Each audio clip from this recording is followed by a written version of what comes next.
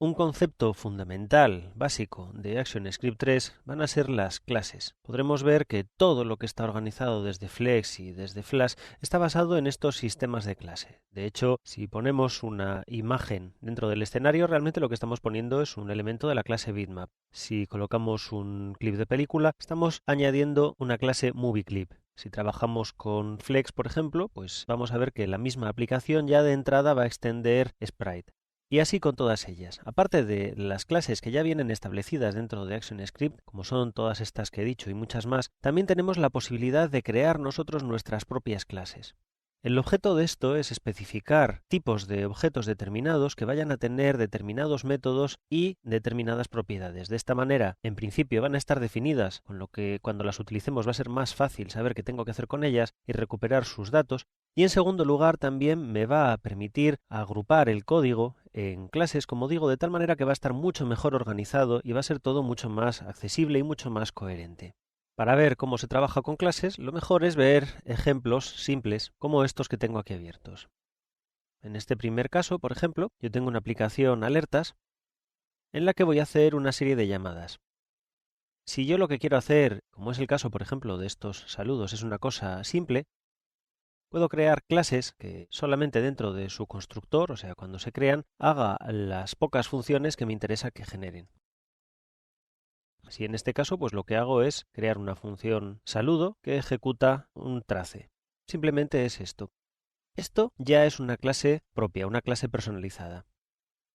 Podemos ver que siempre se componen de lo mismo. Tenemos un package, que es la carpeta a la que van a pertenecer, una serie de importaciones que me van a dar la funcionalidad que voy a necesitar en esa clase, la palabra clase que va a empaquetar toda la clase que estoy definiendo dentro de ella, con su nombre y a veces también que va a extender otro tipo de clase distinta, y luego por último una función constructora que es la que va a ejecutarse cuando se llame esa clase.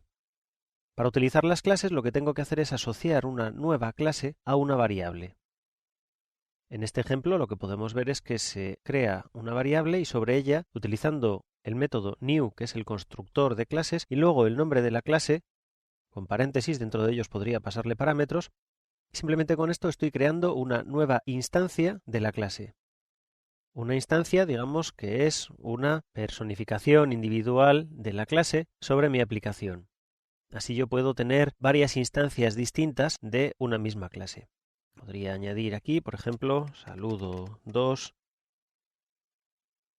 y hacer que vaya también guardando un segundo saludo. Con esto pues tendría una segunda instancia de esa clase que tengo creada.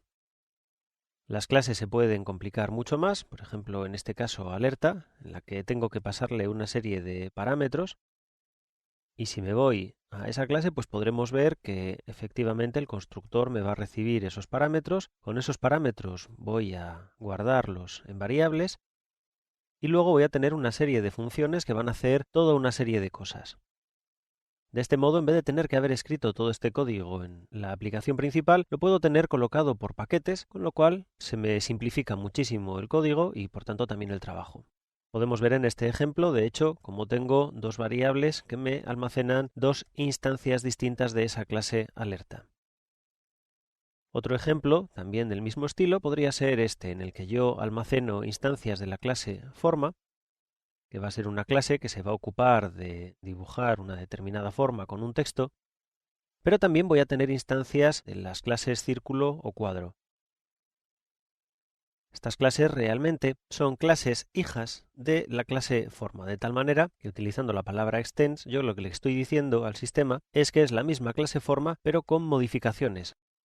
Así creo una nueva clase con muy poco código, realmente lo que hago es reutilizar el código de la clase principal y simplemente con ciertas pequeñas modificaciones.